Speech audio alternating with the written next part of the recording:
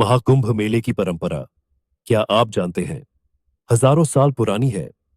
यह सुनकर ही मन में श्रद्धा और जिज्ञासा जाग उठती है ना?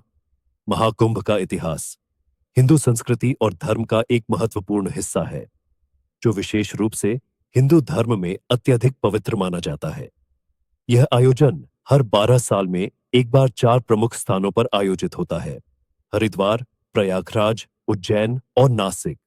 महाकुंभ की जड़ें समुद्र मंथन की कथा से जुड़ी हैं। कल्पना कीजिए, देवताओं और दानवों ने अमृत प्राप्त करने के लिए मिलकर समुद्र का मंथन किया।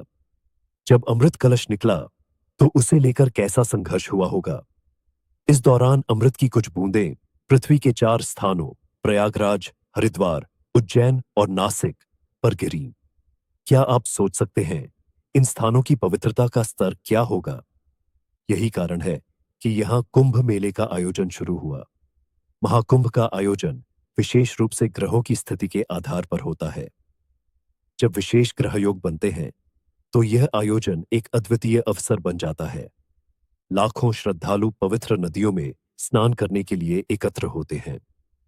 इसे पापों से मुक्ति और मोक्ष प्राप्ति का अवसर माना जाता है। श्रद्धालु विश्वास करते हैं कि महाकुंभ में स्नान करने से आत्मा शुद्ध होती है और उनके जीवन के सभी पाप समाप्त हो जाते हैं।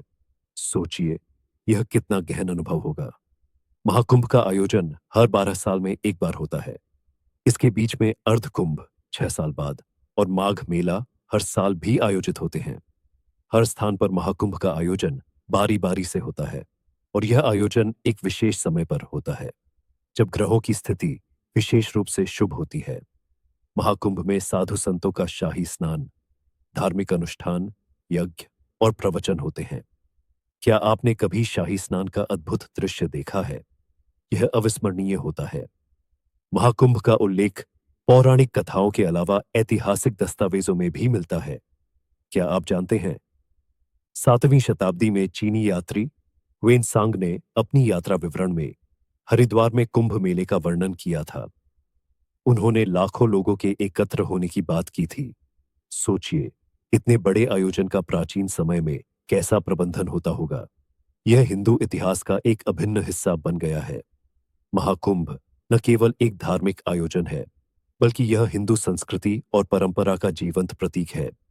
यह एक ऐसा अवसर होता है जब लोग एकजुट होते हैं, धार्मिक और सांस्कृतिक गतिविधियों में भाग लेते हैं और अपने जीवन के उद्देश्य को समझने की कोशिश करते हैं।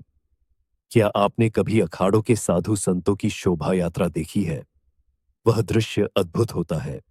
महाकुंभ के दौरान साधु संतों की उपस्थिति और उनके द्वारा किए गए धार्मिक अनुष्ठान इस आयोजन को और भी पवित्र बना देते हैं।